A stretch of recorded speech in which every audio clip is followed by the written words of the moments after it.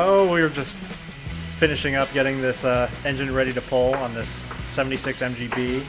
Got all the cross members and everything out from underneath the transmission, drive shafts out. So now we're just kind of fighting with the engine mounts. It's kind of, we got it loose and it kind of shifted forward. Now we're just trying to get out kind of the mounts, just because there's just not enough room for it to kind of shimmy out. Pretty much just working on getting those last things buttoned up, and then it's going to be coming up and out.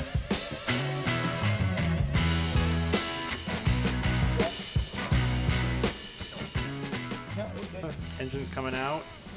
Just gotta tilt it to kind of make the transition from horizontal to vertical back to horizontal. So.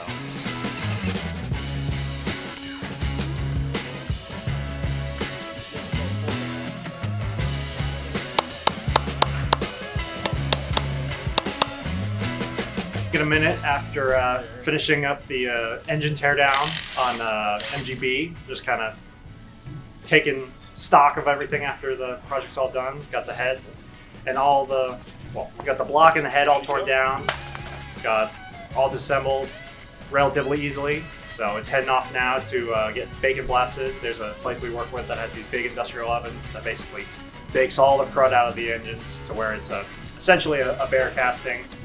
And Magnaflux and the shot team come back really nice. So looking forward to getting those back from there so we can kind of clue you into the rest of the engine rebuild and the whole process about it.